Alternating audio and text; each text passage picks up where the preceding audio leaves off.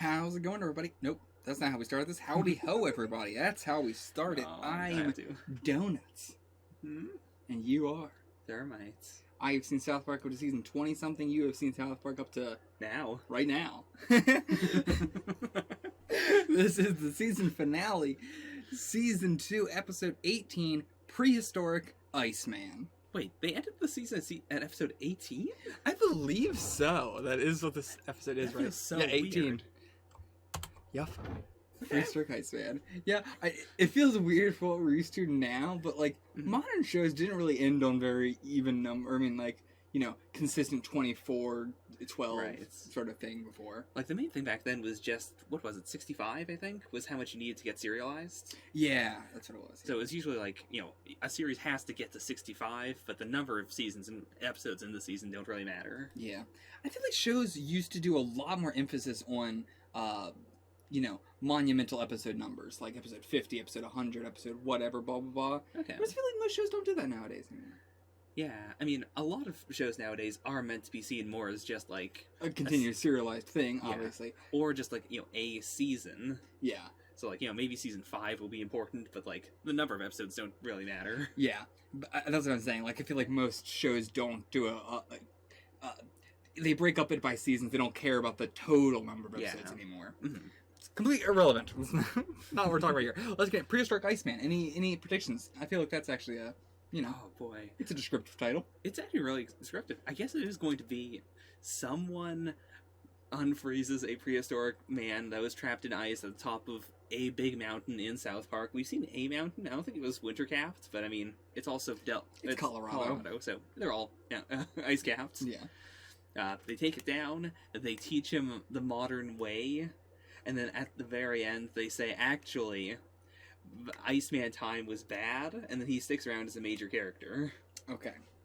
All right, let's get into it. If you want to see the full length of this one, check it out for $8 a month on the Patreon. If you want to get it early, you can check it out for $4 a month on the Patreon.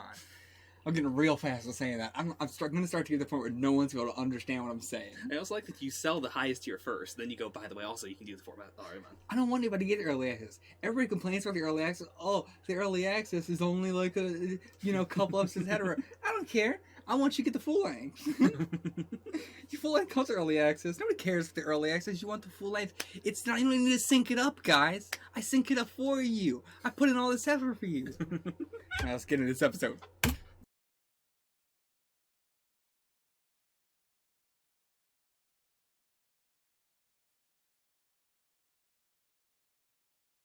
So, what would you rate that episode?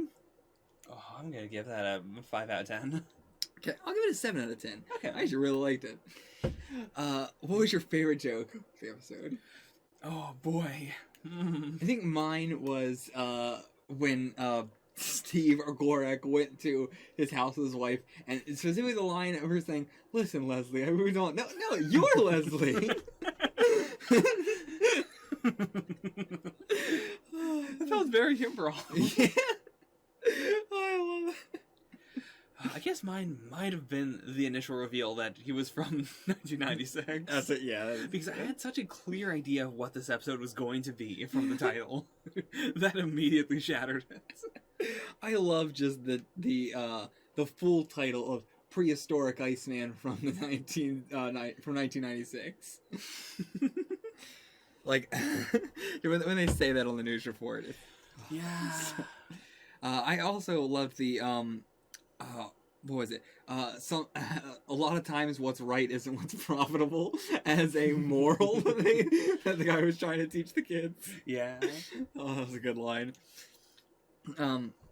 But yeah, I love, like, yeah, they start this up by joking about immediately, like, what you said the episode was going to be about, they joked about immediately when they found him. Yeah. And then, like, just changed it completely. Oh, boy.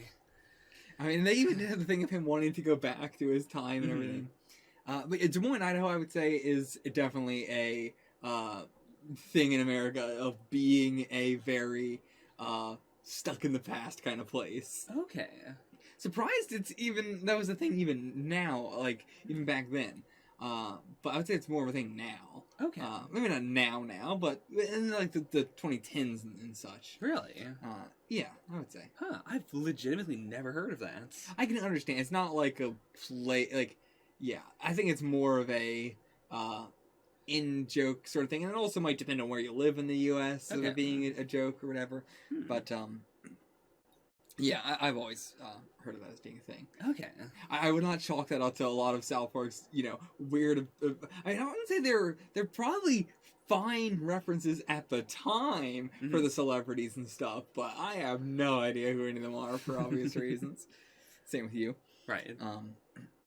But yeah, the Crocodile Hunter this episode. Oh boy, Steve that was Irwin. extremely nostalgic. Yeah.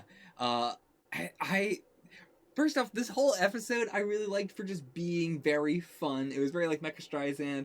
There's not really any sort of, thing they're talking. There's no like political sides, Right. like any message of the episode really. There's a little bit with like friendship stuff like that, but no real message or anything. Sure. It's just fun. It's just mindless fun. And yeah, the Steve Irwin part of it, very nostalgic for me as well, because like I definitely did that with my friends and everything, going out and like playing Steve Irwin and stuff. He was so big at the time that I guess it was just a Yeah. I would say Steve Irwin and Jackass were like the two big things that I played as a kid instead of like Cops and Robbers or Indians and Cowboys or whatever. We always played Jackass or Steve Irwin. Okay. Or Crocodile Hunter more specifically. Let's play Steve Irwin. But yeah.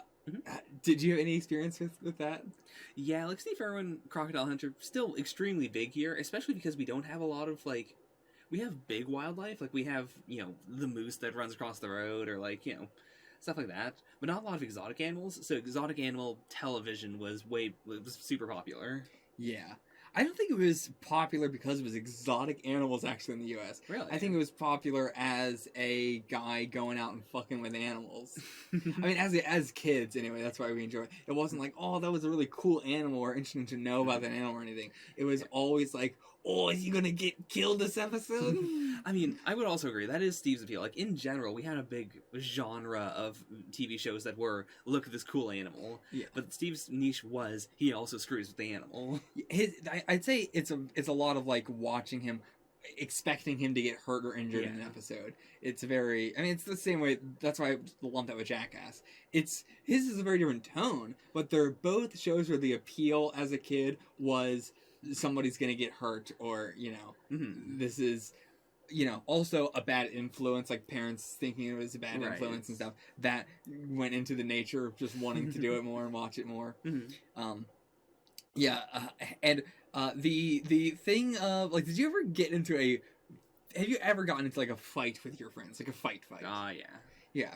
Have you done this specific thing where you say, like, all right, I'm challenging you to a fight. We're gonna fight each other. And then you see each other before then. Okay, that never happened to me, but I've known kids who've had that happen. Yeah.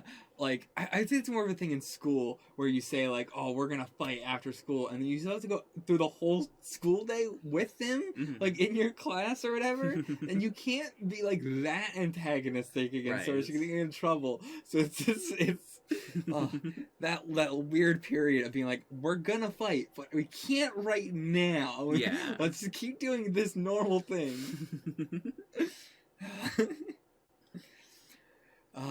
What else happened this episode? Anything else to mention? Mephisto came back this episode. Yeah, it's been a while. I love Mephisto as a character. He's so just... Again, he's just so weird that I love him. He's not... I wouldn't say he's very little random. Like, he's got a very...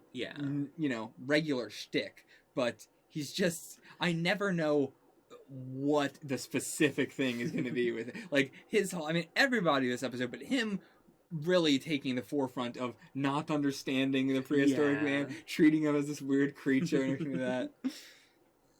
I feel like Mephisto also just has a lot of the great sci-fi plot stuff going on. Yeah. This episode felt so, like, Marvel as well. I can see it, yeah. Like very early Marvel comics with the military guys and everything. I love that tag team. Just like, what did you say?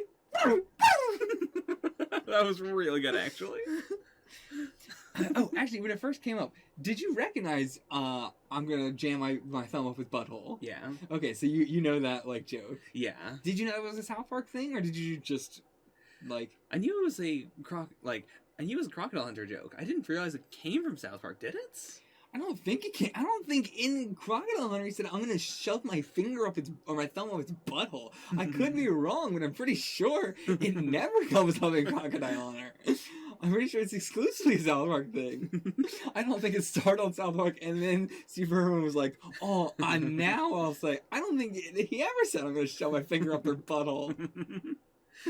Okay, because I do recognize that as being like the classic Crocodile Hunter joke. I don't think it ever happened on the show, but every time someone brings him up, it's always like it's either a reference to Crocodile Dundee or it's the butthole.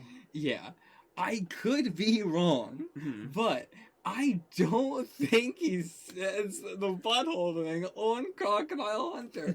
I don't think so.